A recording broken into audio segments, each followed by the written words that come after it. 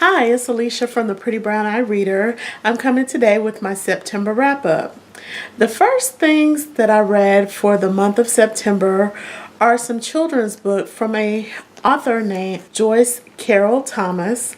She recently passed away, and I just happened to catch her obituary in the New York Times, and I will link it down below in the description box. She is an African American children's book author, and I had never heard of her before, but she's award winning. She's had several books published, and her illustrator for her books is excellent. So I went to the library to check out some of her work, and I checked out two of her books. The first one that I checked out is a book called The Blacker the Berry, and this is the book. I hope you can see the illustrations of the little girl on the front. And it is a book that celebrates all the wonderful colors that African American children come in. And she relates each kind of a shade to a different berry. And I thought that was a very, very interesting way to do it.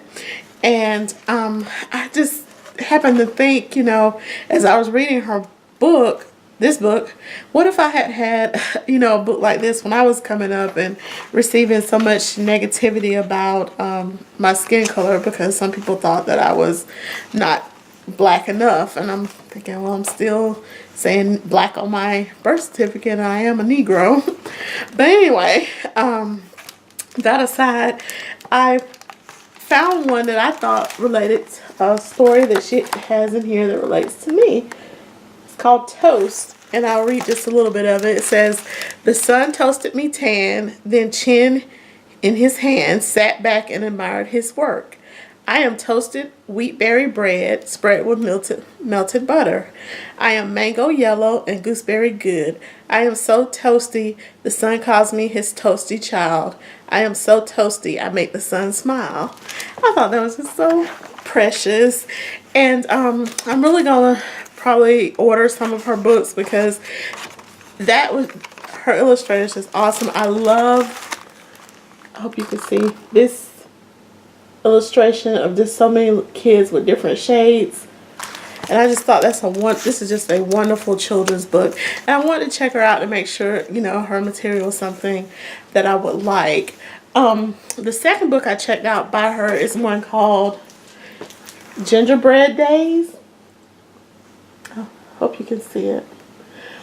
But anyway, it is it tells all about all the days of the year, and it uses African American daily life, like dinner and different things, to show the different months of the year. And so I really, really wish I had known about her before. I unfortunately not finding out about her until death. But anyway, she's someone I've never seen mentioned on YouTube, so I thought I would share her with you all in my September wrap-up. The next book I read during the month is my book club's selection, as well as I included it in my Diverse-a-thon TBR. It is Go Tell It on the Mountain by James Baldwin. For some of you that are newer to my channel, you may not know that I coordinate a book club at my local library, and it focuses on African American authors. And so this month I chose James Baldwin as our selection. The reason was there is a professor at our local university who has done extensive research on James Baldwin, and I wanted to get him in, and this month worked into his schedule. So he came by, and he just blew us away with so much information about James Baldwin. He discussed Go Tell It on the Mountain with us, and it was just it's probably like the best book club meeting we've had in a long time, and the book club members are still emailing me wanting to know when we're going to have him back, when we're going to have him back. So for those who haven't read Go Tell It on the Mountain, it is semi-autobiographical of James Baldwin's life. It is about a young guy who's growing up in an extremely Christian family, and his dealings with the church.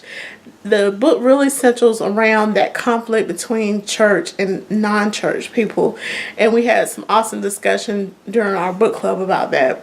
As part of Diversathon, I included James Baldwin, number one because he's an African American male, which, you know, sometimes the publishing industry doesn't believe can actually write. So it was important to include for me to include that in my Diversathon read, as well as he was openly gay.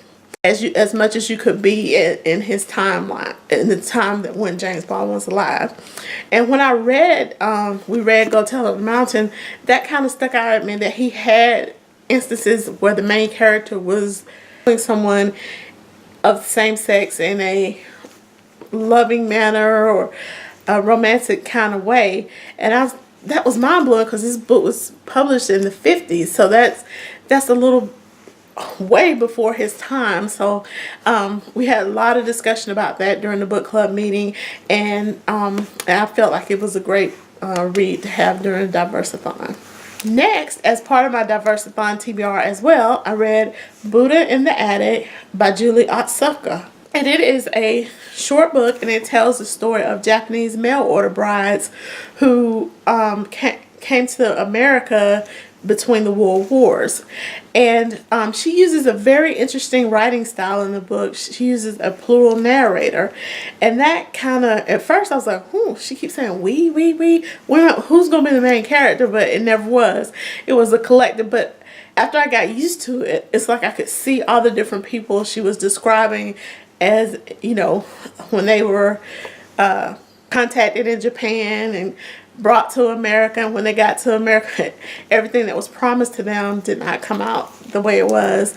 And I read this as part of Diversathon because I wanted to see, I like reading about different people all around the world, so the Japanese historical context was a very good read for me. And Buddha in the Attic is a great read. Didn't take long.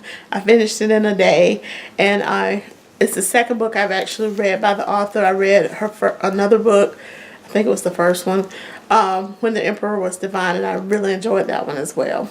I hear she's coming out with a third one, so I can't wait to read that one too. Last book I read during the month of September, I also included in my Diversathon TBR, but I did not get to it until the week after, and it's Reluctant Fundamentalist by Mohsin Hamid. This is another shorter book. It's less than 200 pages. Main character of this story, his name is Changizi. It's spelled like change with a Z, Changizi. And he is having a conversation with an American at a Pakistani cafe, and it's in the town of LaRue. I think that's how it's pronounced. And he tells him the story of his September 11th life, and during September 11th and post September 11th, while living in New York City and working and dating and all the likes of what you do in New York.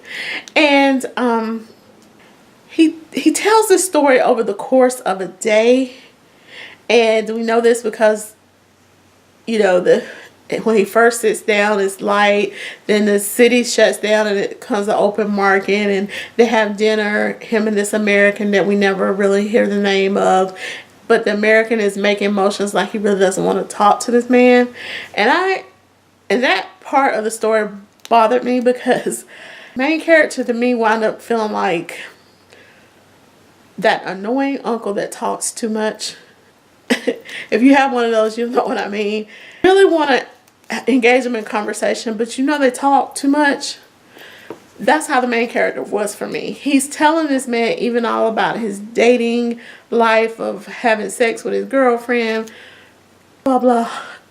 And I'm thinking, this is somebody you don't know in a cafe. Why would you be telling him all this? You know, I can understand talking about your American experience and if the person is engaging you, but from the way it reads to me, it's not like the American man is engaging him. So that's the one drawback for the story for me. But the actual story of what it's like to be someone, you're living the American dream, you're getting an education, you're working, you're dating, and then all of a sudden this thing happens and people start to look at you in a different manner. I like that part of the story. I could get with that part, but it was the fact of how the story was told through this conversation that would annoy me. And so I know it had to have been annoying the other supposed other person on this conversation. So that was my hang up with Reluctant Fundamentalist. But I thought it's a creative way to try and tell the story. It just wore me out because I just felt like this is an annoying uncle who is talking too much.